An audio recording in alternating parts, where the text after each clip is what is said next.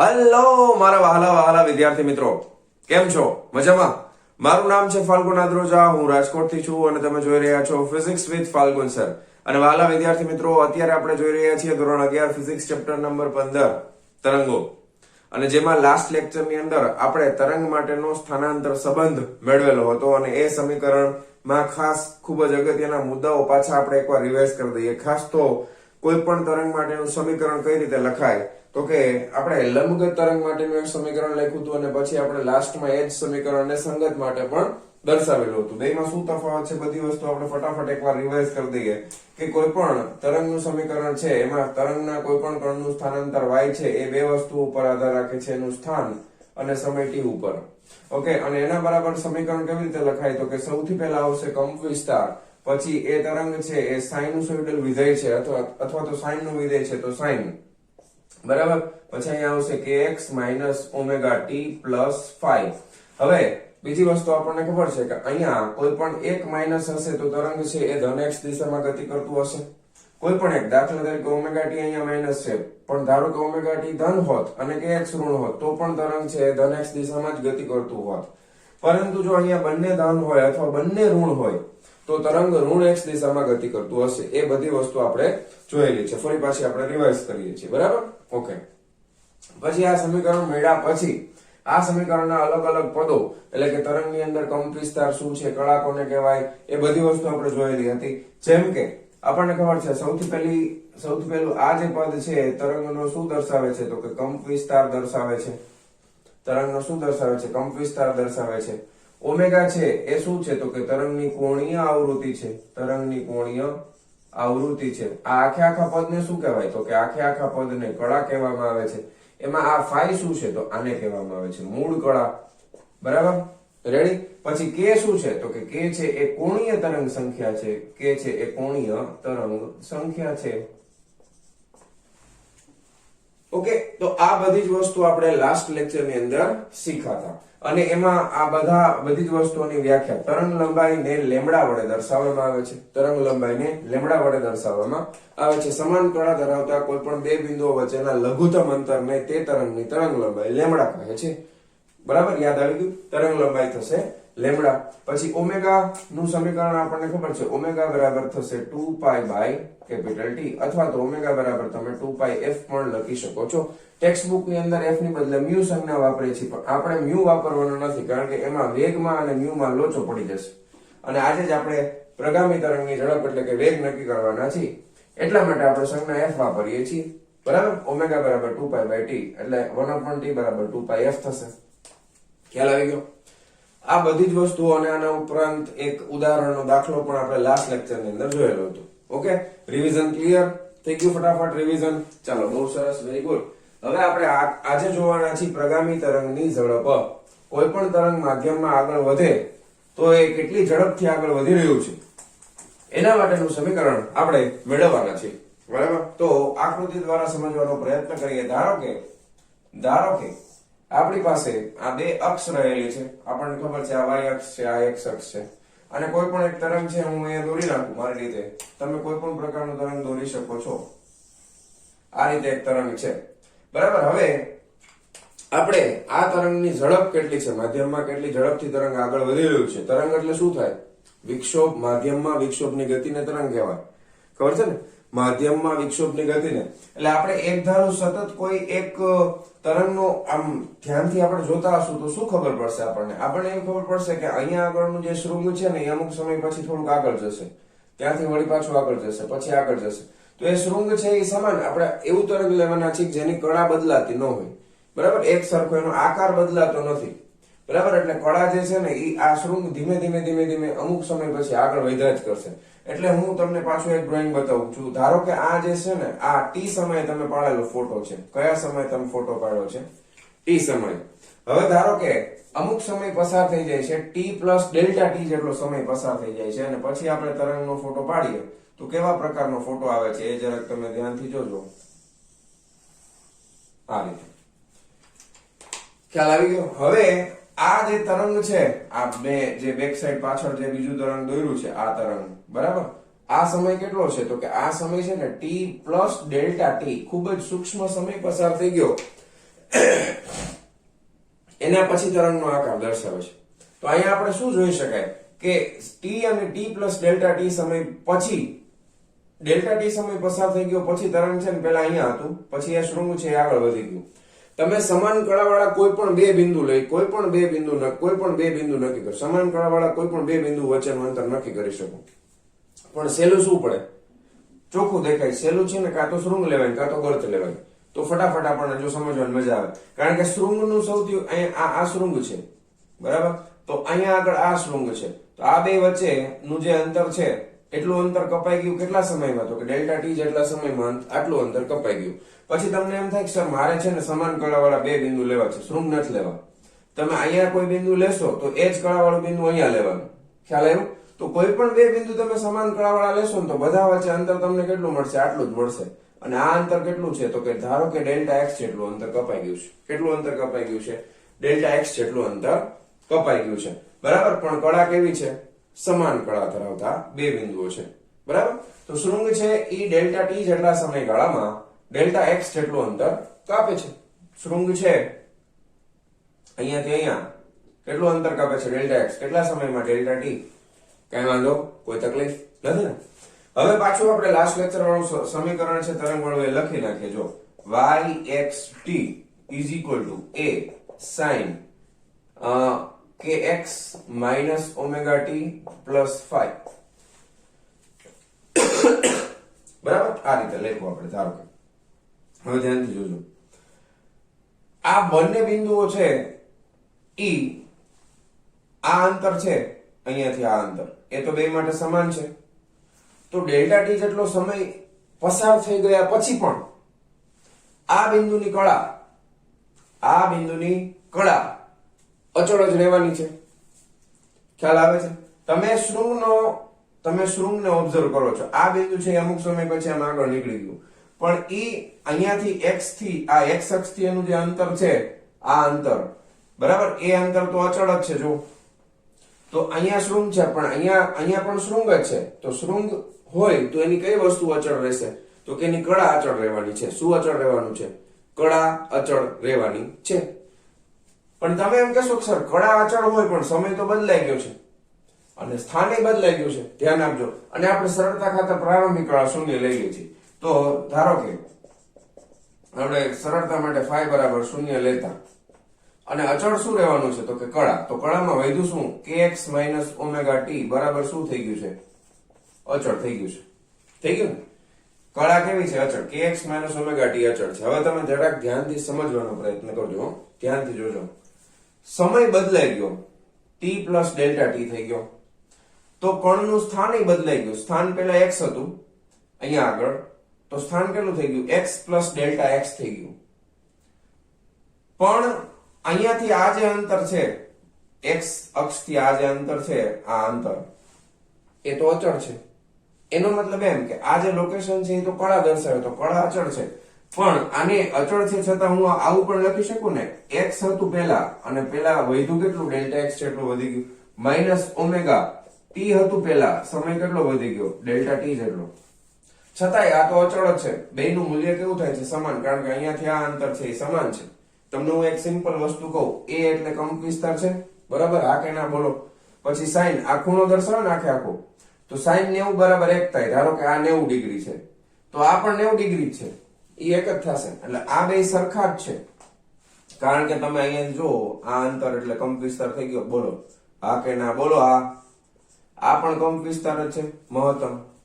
એટલા માટે આપણે શૃંગ લીધું છે. એનો મતલબ એમ કે ખાલી સમજવા માટે કે આના બરાબર તો શું થવું જોઈએ? ખરેખર 90 ડિગ્રી એટલે એક જ થાય ને. તો આ પણ 90 ડિગ્રી થાય ને. પણ મેં આવું શું કામ લખ્યું? કારણ કે આ છે ને આ જગ્યા ઉપર હતું ત્યારે x હતું, પણ આ જગ્યા ઉપર સ્થાન છે x નથી. કેટલું થઈ ગયું છે? x વત્તા ડેલ્ટા x. સમય t નથી. કેટલો થઈ ગયો છે? t વત્તા ડેલ્ટા t. બહુ સરસ, વેરી ગુડ. હવે આ કેને અંદર ગુણાકારમાં લઈ લો. kx વત્તા k delta x minus omega t minus omega delta t. આના બરાબર અચળ છે. આના બરાબર શું છે? તો કે kx માઇનસ ઓમેગા t. હવે આ kx ને આ બાજુ લઈ લો એટલે આ kx કેન્સલ થઈ ગયા. આ ઓમેગા ટી ને આ બાજુ લઈ લો, ઓમેગા ટી કેન્સલ થઈ ગયા. વધ્યું શું? તો કે વધ્યું આ જો k delta x minus omega delta t equal to 0. જો થઈ ગયું ને?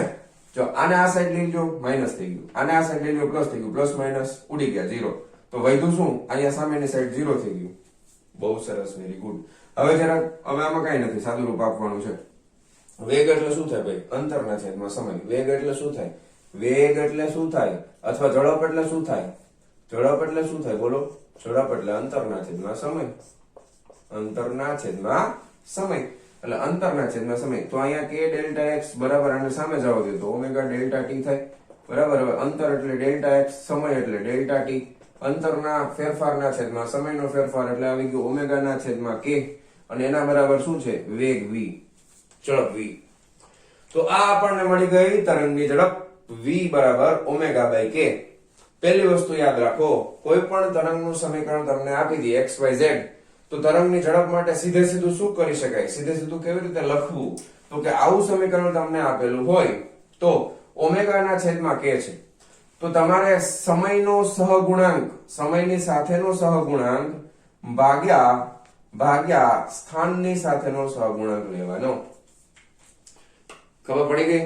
ધારો કે હું તમને એક સમીકરણ લખી દઉં, y is equal to 25 sin 0.45 x minus 4t.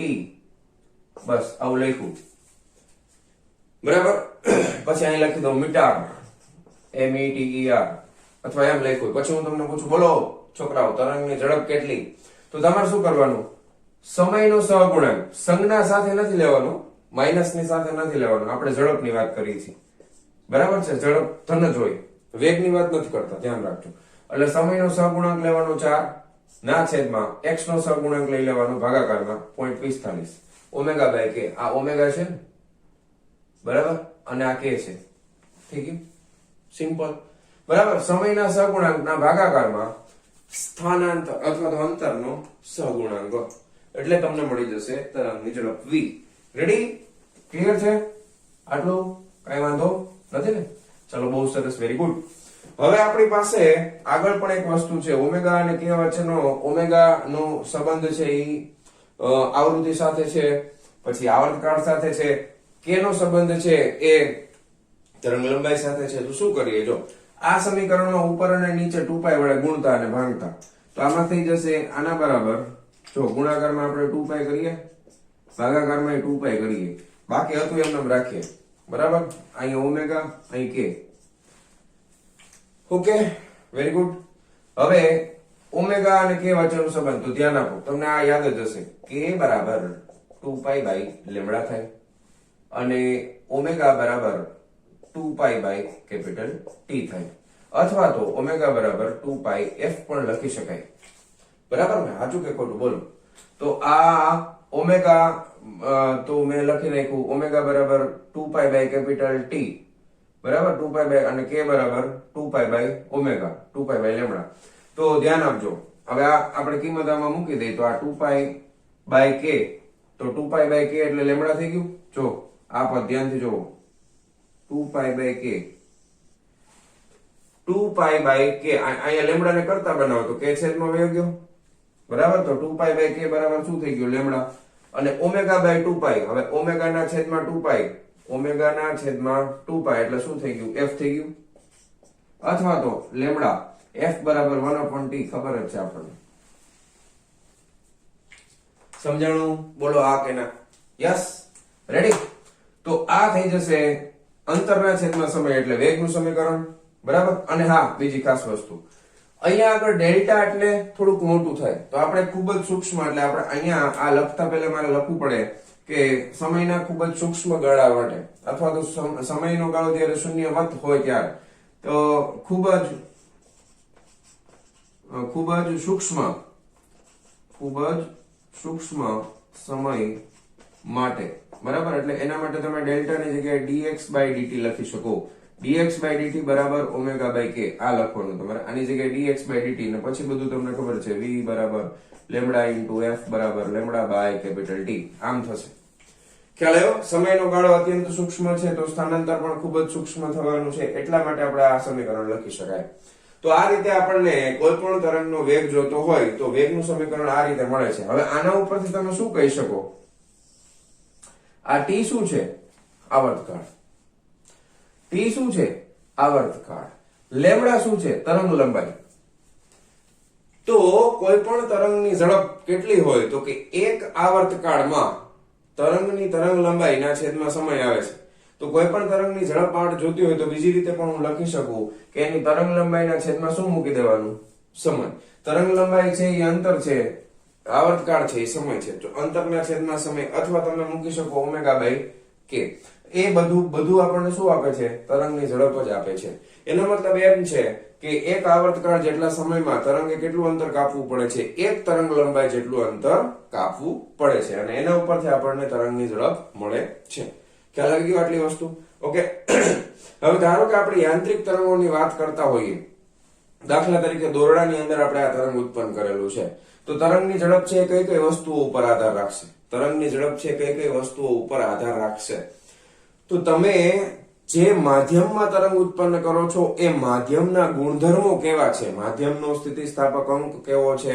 બરાબર છે. માધ્યમ કેટલું સખત છે, કેટલું બરડ છે, એના ઉપર માધ્યમના ગુણધર્મો ઉપર તરંગની ઝડપનો આધાર રહેલો હોય.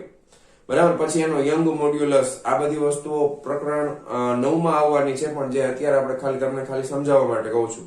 આપણે નથી ચલાવ્યું, સ્કૂલમાં કદાચ ચાલી ગયો હશે તો તમને ખબર હોવી જોઈએ. તો એ માધ્યમના ગુણધર્મો ઉપર તરંગની ઝડપ કેટલી છે એનો આધાર રહેલો છે.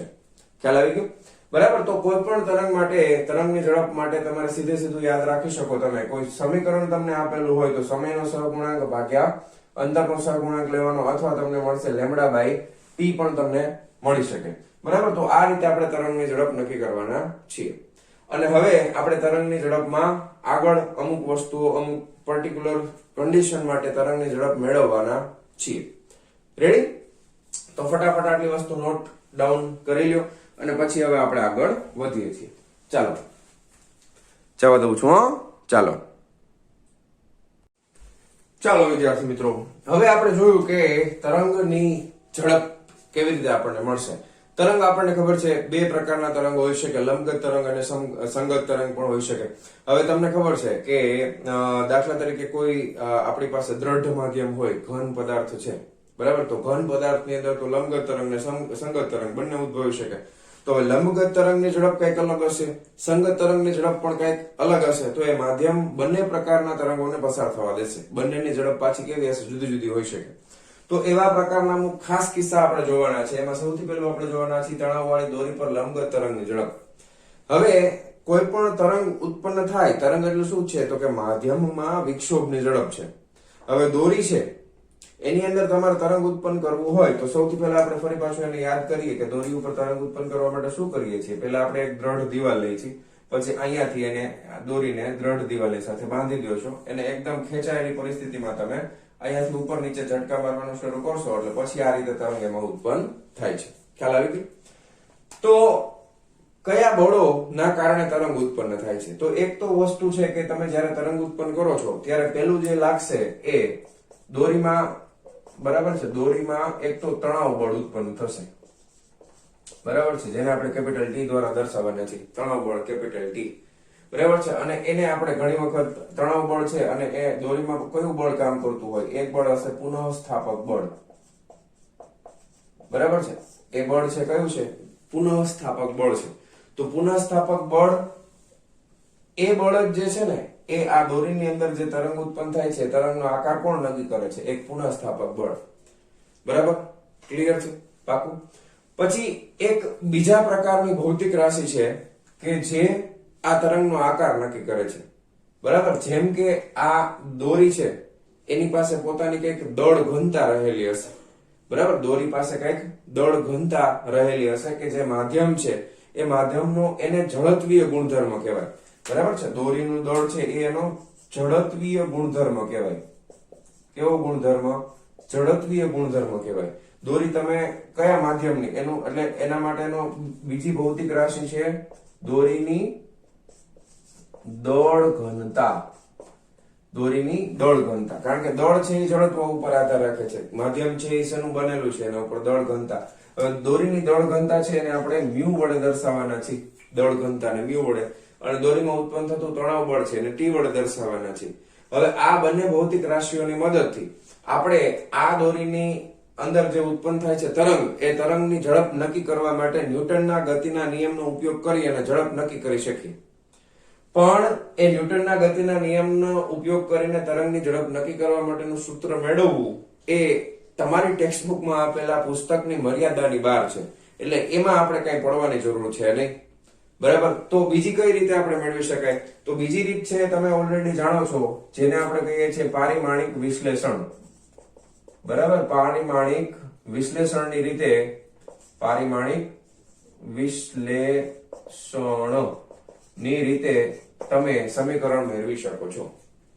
પારિમાણિક વિશ્લેષણની રીતે. હવે પારિમાણિક વિશ્લેષણ માટે આપણે શું જરૂર પડે? તો કે MLT. બરાબર. પારિમાણિક સૂત્રની જરૂર પડે. તો કે તણાવ બળ માટેનું સમીકરણ છે. બરાબર. બળ એટલે એના માટેનું પારિમાણિક સૂત્ર મારે લખવું હોય બળ માટે, તો કેટલું છે? 112 m1 l1 t - 2.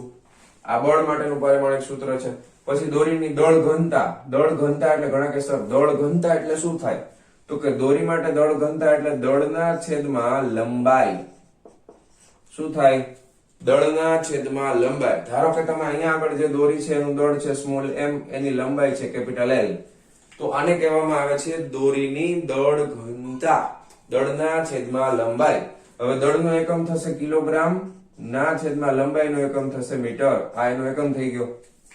બરાબર. બળ માટે તમે એકમ કયો વાપરી શકો? બળનો એકમ છે ન્યૂટન. બળનો એકમ શું છે? તો કે ન્યૂટન છે. એટલે kg × મીટર પ્રતિ સેકન્ડ નો સ્ક્વેર. ઓકે. તો અહીંયા આગળ મ્યુ નો એકમ શું થશે ભાઈ? પારિમાણિક સૂત્ર પ્રમાણે મ્યુ એટલે m1 અને kg પ્રતિ મીટર એટલે l - 1 થશે. બરાબર. મારે શું જોઈએ છે? મારે તો ઝડપ જોઈએ છે. તો ભાઈ ઝડપ માટે અંતરના છેદમાં સમય થાય ને? તો અંતરના છેદમાં સમય એટલે l1 અને t - 1 થાય. l1 t - 1. હવે આ બેની મદદથી મારે આવું કંઈક મેળવવું છે. આ બેની મદદથી આવું કંઈક મારે મેળવવું છે. જો આમાં દળ છે નહીં એટલે એક ભાંગ્યા બીજું કરશો એટલે દળ તો ઉડી જાય. બરાબર. અને l1 અને t - 2 છે, તો અહીંયા l1 છે, તો આ સમીકરણ ધારો કે આને 1 આપું, આને 2 આપું, અથવા તો હું t ભાંગ્યા મ્યુ કરી નાખું. તો t ભાંગ્યા મ્યુ કરી નાખી તો આપણને શું મળશે? જો અહીંયા m1 l1 t - 2 ના છેદમાં m1 l - 1. આ બે ગયા. બરાબર. -1 છે ને ઉપર જવા દો એટલે l2 t - 2 થઈ ગયું. l2 t - 2 થઈ ગયું. હવે આ l2 t - 2 એટલે હું આને આમ લખી શકું l1 t - 1 આખાનો વર્ગ થાય ને? l1 t - 1 આખાનો વર્ગ એટલે આના બરાબર ઝડપ છે. તો આના બરાબર 1. હવે બે બાજુ વર્ગમૂળ કાઢી લ્યો. તો આ બાજુ વર્ગમૂળ કાઢી લે એટલે શું આવશે? t/μ = જો આ બાજુ વર્ગમૂળ કાઢો એટલે l1 t - 1 આવી ગયું. પણ ડાયરેક્ટ આ રીતે લખી શકાય નહીં. તો આના માટે તમે લખો તો સમીકરણ આવી રીતે લખવું પડે. વેગ v બરાબર કંઈક સપ્રમાણતાનો અચળાંક દાખલ કરીએ. બરાબર. પારિમાણિક વિશ્લેષણની રીતમાં કંઈક અચળાંક દાખલ કરવો પડે અને આના ગુણાકારમાં લખીએ t/μ. હવે બરોબર છે. મેં તમને સાબિત કરી દીધું. √t/μ બરાબર શું છે? આ જે એકમ મળે છે એ એકમ કોનો મળ્યો? તો કે ઝડપનો એકમ મળી ગયો છે. હાલો, એકમ મળવાથી વાર્તા પૂરી થઈ જાય? ના. તમારે આ રીત વાપરવી હોય ત્યારે તમારે સપ્રમાણતાનો કંઈક અચળાંક દાખલ કરવો પડે. હવે આ સપ્રમાણતાનો અચળાંક છે ને એની કિંમત આપણે અત્યારે કોઈ રીતે ગોતતા નથી. એના માટે અમુક રકમની જરૂર પડે. પણ પ્રેક્ટિકલ કર્યા પછી, ઘણા બધા અનુભવ કર્યા પછી સપ્રમાણતાના અચળાંક c ની કિંમત મળે છે 1 એકમ. કેટલી મળે છે? 1 મળે છે. ટૂંકમાં કેટલી મળે છે? c ની કિંમત 1 મળે છે. તેથી સીધું તમે લખી શકો વેગ v બરાબર વર્ગમૂળની અંદર t/μ. બરાબર. આ કેવી રીતે મેળવું? પારિમાણિક વિશ્લેષણની મદદથી આપણને આવું સમીકરણ મળે છે. ખ્યાલ આવી ગયો? તો દોરીની તણાવવાળી દોરી પર લંબગત તરંગની ઝડપ છે એનું સમીકરણ મળ્યું v બરાબર √t/μ. હવે આમાં ક્યાંય તરંગ લંબાઈ છે? બળમાં તરંગ લંબાઈ આવે છે? ના. આમાં ક્યાંય આવૃત્તિ આવે છે? તો કે ના. તો તમે કહી શકો કે દોરીની અંદર ઉદ્ભવતા તરંગની ઝડપ એ તરંગ લંબાઈ અને આવૃત્તિથી સ્વતંત્ર છે. એવું કહી શકાય ને? કારણ કે આમાં આવૃત્તિ નથી આવતી, તરંગ લંબાઈ નથી આવતી. સમીકરણ આવે છે વર્ગમૂળમાં t/μ. ક્યાં આવૃત્તિ ક્યાં તરંગ લંબાઈ છે જ નહીં. તો દોરીમાં ઉદ્ભવતા તરંગની ઝડપ એ એની તરંગ લંબાઈ અને આવૃત્તિથી સ્વતંત્ર છે એવું કહેવાય. કેનાથી સ્વતંત્ર છે? તરંગ લંબાઈ અને આવૃત્તિથી સ્વતંત્ર છે એવું તમે કહી શકો છો આ સમીકરણ પરથી. પણ તમે જ્યારે આગળ ઉચ્ચ અભ્યાસ કરશો ત્યારે તમને જોવા મળશે કે ઘણી વખત તરંગ જે છે એમાં તરંગની જે ઝડપ હોય એ આવૃત્તિ ઉપર આધાર રાખતી હશે, એવું આપણે ઉચ્ચ અભ્યાસની અંદર જોવાના છીએ. અને એના માટેનો સંબંધ આપણે ઓલરેડી હમણાં જોઈ લીધો ને. તરંગ માટે વેગનું સમીકરણ વેગ બરાબર અંતરના છેદમાં સમય, એટલે વેગ બરાબર અંતર એટલે તરંગ લંબાઈ લેમ્બડા ના છેદમાં સમય એટલે ટી તમે લખી શકો. બરાબર. હવે લેમ્બડા આ ટી એટલે શું થાય તો કે આ 1/t એટલે f થાય ને, આને આવૃત્તિ f કહી શકાય ને. તો વેગ છે એ આવૃત્તિ ઉપર આધાર રાખતો પણ હોય, પણ દોરીની અંદર એ આધાર નથી રાખતો. અમુક સમીકરણની અંદર એ આવૃત્તિ ઉપર આધાર રાખતો પણ હશે, પણ એ તમારે ઉચ્ચ અભ્યાસની અંદર જોવાનું છે. તો આપણે આ પહેલો કિસ્સો જોયો જેની અંદર આપણે જોયું તણાવ વાળી દોરી પર લંબગત તરંગની ઝડપ કેવી રીતે મેળવાય. ખાસ તમારા થિયરી યાદ રાખવા માટે બે વસ્તુ યાદ રાખવાની. તરંગની ઝડપ બે વસ્તુઓ ઉપર આધાર રાખે છે. એમાં ઉત્પન્ન થતા દોરીમાં ઉત્પન્ન થતા તણાવ બળ એટલે કે જેને પુનઃસ્થાપક બળ દ્વારા દર્શાવવામાં આવે છે, અને બીજું એની દોરીની દળ ઘનતા. દળ ઘનતા એટલે થશે દળના છેદમાં લંબાઈ. દળ એટલે કિલોગ્રામના છેદમાં લંબાઈ એટલે મીટર. પારિમાણિક વિશ્લેષણની રીતનો ઉપયોગ કરશું અને સમીકરણ મેળવશું √t/μ બરાબર v. સપ્રમાણતાનો અચળાંક c છે, પણ c ની કિંમત કેટલી આવે છે? 1 આવે છે, એટલે મળશે v બરાબર √t/μ. રેડી? ક્લિયર? તો ફટાફટ લખી નાખો. અને આના ઉપર આધારિત એક નાનો એવો ઉદાહરણનો દાખલો છે, એ હવે આપણે જોઈ લઈએ. ચાલો જવા દઉં છું. ચાલો વિદ્યાર્થી મિત્રો, હવે આપણે જોશું ઉદાહરણ નંબર 15.3. એકદમ સિમ્પલ ઉદાહરણ છે. શું કહે છે જો, એક સ્ટીલના તારની લંબાઈ, તાર સ્ટીલનો એટલે દોરી જેવું થઈ ગયું, 0.72 મીટર છે અને તેનું દળ આટલું આપેલું છે. એટલે આપણે લખતા જઈએ તારની લંબાઈ L બરાબર 0.72 મીટર અને દળ M બરાબર 5 × 10⁻³ કિલોગ્રામ. જો તાર 60 ન્યૂટનના તણાવ હેઠળ હોય, તણાવ એટલે તણાવ બળ T બરાબર 60 બળનું એકમ ન્યૂટન, તો તાર પર લંબગત તરંગની ઝડપ કેટલી હશે? તો એના માટે સૌથી પહેલા આપણે જરૂર પડશે લંબગત તરંગની ઝડપ v બરાબર √t/μ થશે. પરંતુ μ છે એ શું છે? દળ ઘનતા. તો μ બરાબર દળ ઘનતા માટે દળના છેદમાં શું આવે? લંબાઈ આવશે. તો દળના છેદમાં લંબાઈ 5 × 10⁻³ ના છેદમાં લંબાઈ 0.72. એટલે આ થઈ જશે કેલ્ક્યુલેટર થી કેલ્ક્યુલેટ કરી નાખીએ ભાઈ. 5 / 0.72 = 6.94. બરાબર.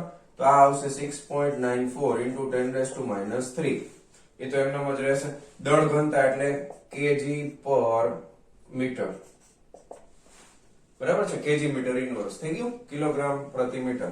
ઓકે, હવે આપણે સમીકરણમાં કિંમત મૂકવાની છે એટલે વેગ મળી જશે v બરાબર √t/m 60 ના છેદમાં 6.94 × 10⁻³ ઓકે. બરાબર છે? હવે આને શું કરાય ખબર છે? આ 60 પછી આ 3 મીંડા 1 2 અને 3 ઉમેર દેવાય અને 6.94 કરી નાખાય, પછી વર્ગમૂળ કાઢી નાખાય. બરાબર? એટલે મજા આવે. ચાલો 6 પછી 2 મીંડા અને 2 મીંડા અને ભાગ્યા 6.94. બરાબર? એટલે આટલા આવ્યા ને એનું કાઢી નાખ્યું વર્ગમૂળ એટલે આવ્યા 92.98. એટલા આવ્યા 92.98. એટલે એપ્રોક્સિમેટ તમારે કરવું હોય તો 93 પણ લખી શકો. 92.98 એટલે 93 થાય. બરાબર? મને ખબર નથી ટેક્સ્ટ બુકમાં એ લોકોએ શું રાખ્યું છે, જોઈ લઈ. બરાબર? કર્યું ભાઈ, 93 કરી નાખ્યું. 93 મીટર પ્રતિ સેકન્ડ. રેડી? તો એકદમ સિમ્પલ દાખલો છે. આ રીતે દાખલા તમે કરી શકો, પૂછી શકે એક્ઝામમાં. લખી નાખો ફટાફટ. ચાલો ઓકે. તો મારા વહાલા વિદ્યાર્થી મિત્રો, આજનો આ લેક્ચર આપણે અહીંયા પૂરો કરીએ છીએ. મળીએ છીએ નેક્સ્ટ વિડિયો લેક્ચરમાં આના પછીના ટોપિકની સાથે. ત્યાં સુધી આવજો.